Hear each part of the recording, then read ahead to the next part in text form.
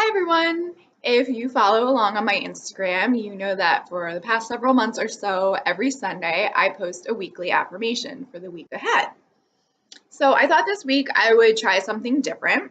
I'm coming to you from one of my part-time jobs at Moonstone and Sage. So I'm actually working with a different deck today. I'm working with Namaste, Blessing, and Divination cards. So I'll give you a little information, some background for anybody who has some questions if you're not really sure what the difference between um, the affirmation cards that I use and like tarot cards or oracle cards. There's all different kinds of cards out there. So most people are familiar with tarot cards, which is a form of divination, a way of not predicting the future because you can't really predict the future, but asking a question, getting some answers, seeing where you are right now, if you continue on the path that you're on, where it's going to lead. It's more about answering questions. And then oracle cards come in such a wide variety. Oracle cards can be read similarly to tarot cards, where you can pull three of them, maybe do past, present, future, use them to tell a story. They can be spirit animal cards, they can be angel cards. Usually the deck that I work with has angels on it, but affirmation cards are a little different in that you just pick one. Although sometimes if you've been following along, you know that multiple cards will pop out when I'm doing a reading. And they're more about just what you... Affirmation cards are basically exactly what they are. There's an affirmation on the card that you repeat to yourself, and it's based off of the energy that you have. So the one thing that all different cards, tarot, oracle, affirmation, the one thing they all have in common is that they work off of your energy. So if you're in a really bad mood or in a really dark place and you pull any type of card, it's going to be based on the energy that you're giving off. And so if 3 days later you're in a completely different mood, totally different mindset, and you pull a card, you're going to pull a card that's totally different, that's in line with that energy. So when I choose the cards, I ask what's in the highest alignment for the greater good for everybody and myself included, so that my personal energy doesn't go into the cards and it's not just about me. The other thing about affirmations is people seem to either love them or they hate them. There's talk, I've read a lot of articles where, oh, why affirmations don't work. A lot of times people will say that affirmations don't work because the person doesn't believe them. You're just repeating words to yourself that have no meaning, and then you just end up getting disappointed when something doesn't work out. So I totally understand that, but the whole point is to get yourself to believe it. Whether you're repeating affirmations or anything in life, you're never really going to get what you want if you don't believe that you can have it. So, I mean, if you're starting a business, getting a good grade on a test, it doesn't matter what it is. If you really, truly don't believe that you're going to do well or succeed, then you just won't. So the point of affirmations is to get yourself into feeling that, into believing it. So personally for me, affirmations have worked really well. I've been using them over the past 3 years. And sure, there's a lot of times where the words don't necessarily resonate with me, but I just keep repeating them until I can, you start to say it so much that you start to believe your own words, and you start feeling those words, and you feel what you're saying, and then you start to believe it, and you get excited, and you get optimistic, and you let it build, and you let it build, and you let it build. So that's just my little tip for, if these affirmations, if you read them or see them and you're just like, sure, that sounds great, but I don't believe it, or like you read it once and then you don't come back to it. What I like to do personally with affirmations, every week when I pull the card, I will write down in my journal what the affirmation is for the week. And then every day I will write how I'm kind of in alignment with that affirmation, or what I'm doing to make it come true, or how I'm working with that energy. So I kind of keep up with it throughout the week. and see how it's working for me. Okay, so I'm shuffling the deck.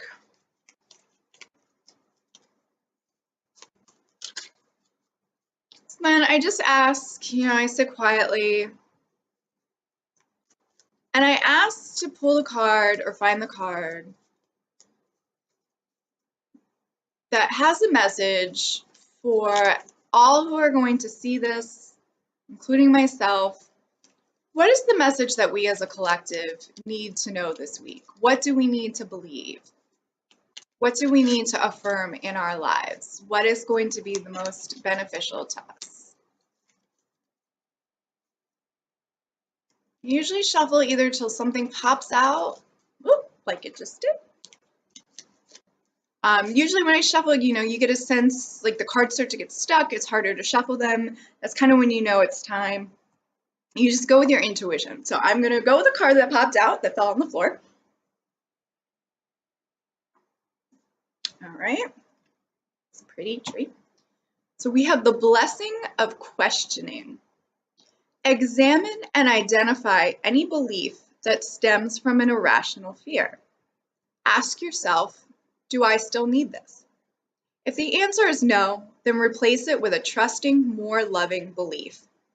Blessings flow to you as soon as you do this. Set yourself free. I love this card. So this is great. Something that I've really been actively working on, for many years, but especially this year, is fear. And the majority of our fears are irrational. Of course, it's normal to be afraid of, a bear if you're out camping in the woods, or be afraid of being struck by lightning if you're walking around outside with an umbrella.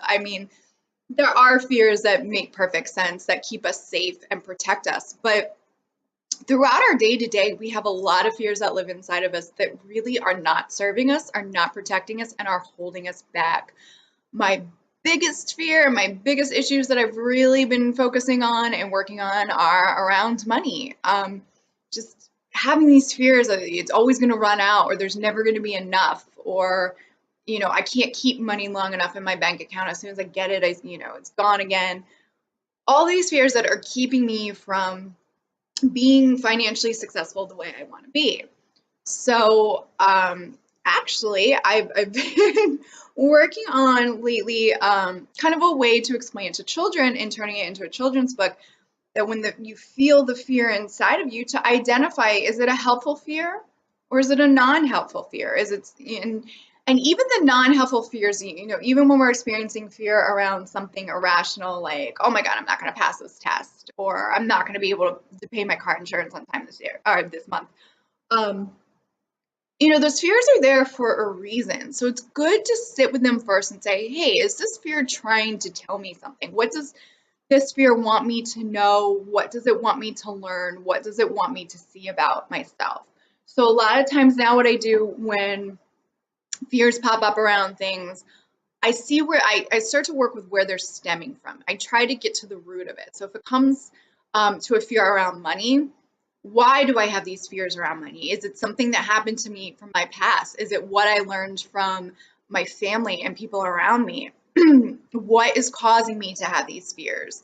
So I like to get to the root of the problem. So having a fear isn't a bad thing if you know how to work with it. But a lot of times we don't work with the fear. We just let it take over and take control, and we get carried away. My friends have seen me have some breakdowns and some temper tantrums and freak out over stuff. I have a tendency to overreact to things. Sometimes I get really neurotic and I think the worst and I freak out. And that just doesn't help anybody. It doesn't help myself to get in that state. And the people around me don't want to be bogged down with that. Sure, I have really great supportive friends and people in my life, but you don't want somebody who's constantly bringing their negativity and their fears and putting them on you. So it doesn't serve anybody to freak out and let your fears control your life, and it's not going to get you ahead. So I love this card. Examine and identify any belief that stems from an irrational fear. So,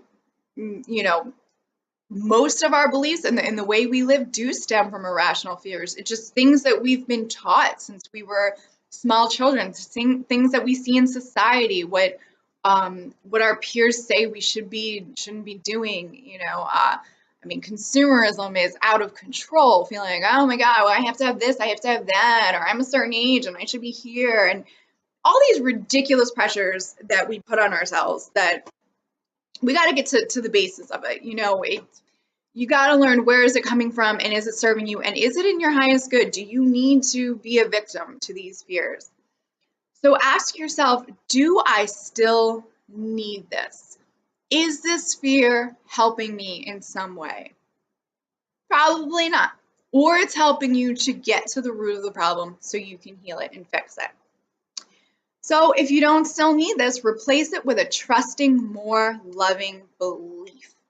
So if you have a fear around money, affirm to yourself, that you are safe, that you're secure, that you're provided for. Find something that's more loving and more honoring to yourself. If you feel like you're not bringing in enough money, tell yourself that, you're perfectly capable. That you can find a way, that you are in control of your life and you can change things. So this is great. I'm loving this card for this week. Okay, so now I'm going to do a mini Reiki session to help work with the energies of this affirmation card and to help release any irrational fears we may have and clear out any negative energy. So I'm going to start by smudging. Nope, that doesn't want to light.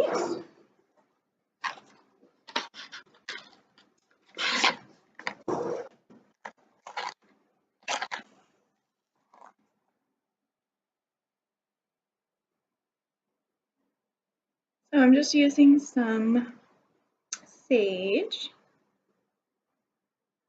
just help clear the energy field, remove any negative energies that might be surrounding us.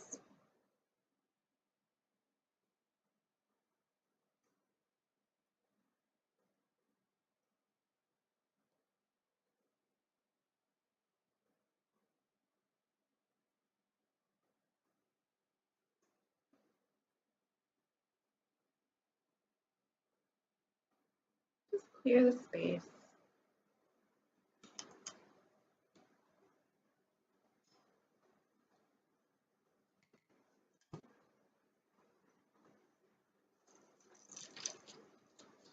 Great thing about being at Moonstone is that I have all these fun things to play with. So this is an Organite gemstone tincture for release. It has topaz and amethyst in it. So it's a good aura spray to help release any energy that doesn't serve us or doesn't belong to us.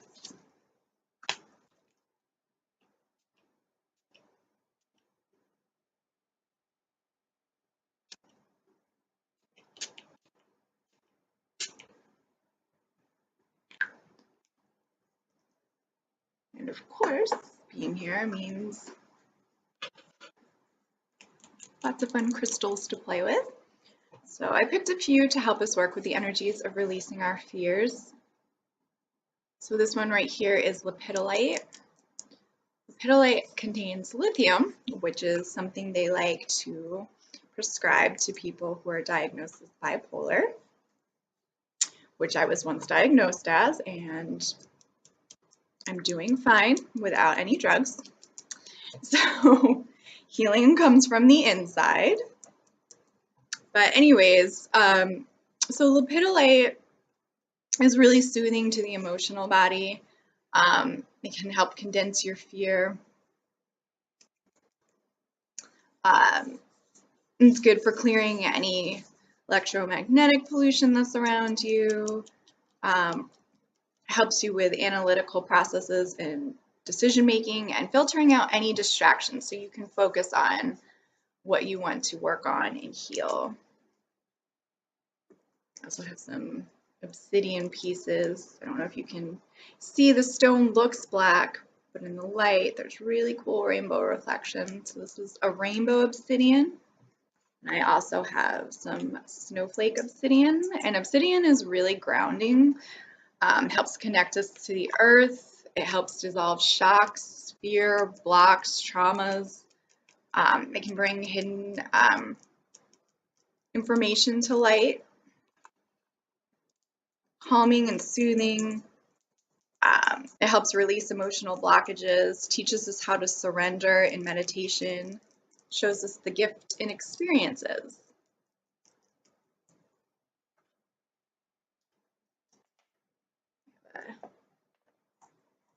Tiger iron for strength and grounding. This is really good if you're an empath and you tend to take on the feelings of others. I know sometimes some of the fears I've had have been other people's fears and not my own. It can help promote change by allowing you to contemplate what is needed and bring about creative and simple solutions. And then I have, this is a really cool looking stone, rhyolite. And this is also a form of jasper. And this helps facilitate change and helps if you're meditating for inner and outer journeying.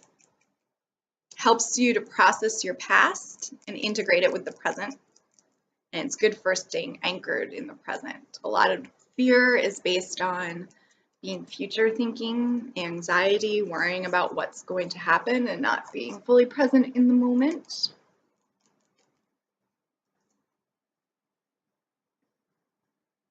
All right. We've got our stones, our mist, our sage. We are cleared. We're going to rake our aura. Just clean it out. Anything in our energy field that just doesn't belong to us, no longer serves us. Just going to clear it out. Bring the energy in from the universe. Flow through us, bring the energy up from the earth, up through all of our chakras. Send some symbols your way.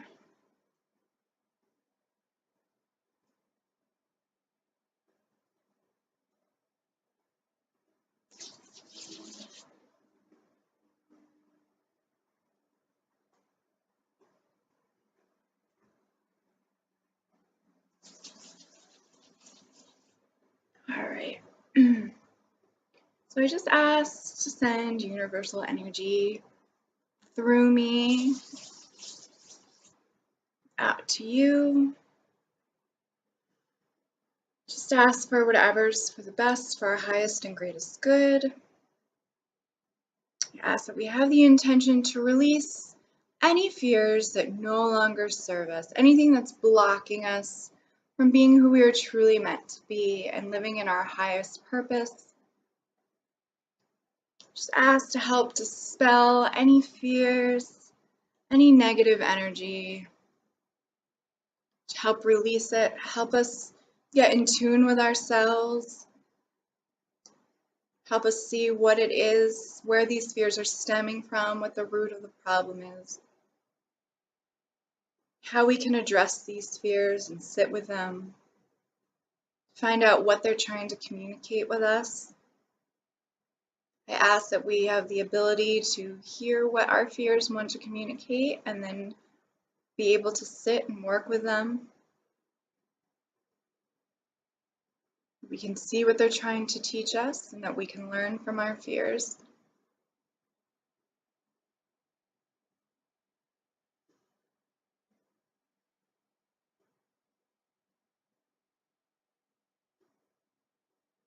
We ask that we can remain grounded, feel safe and secure.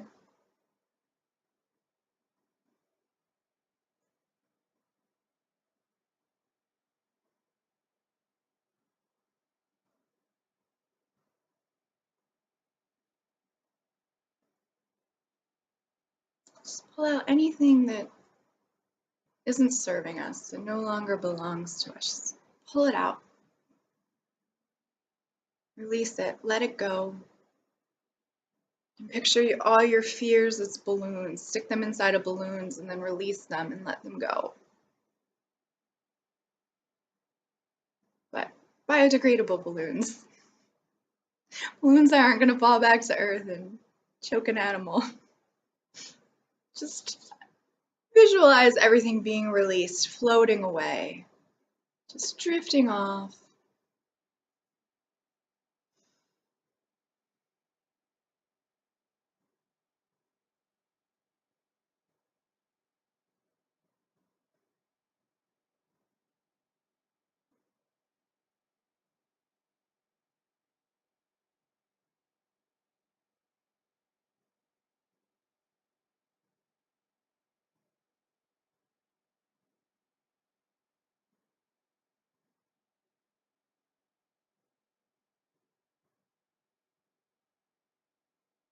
All right.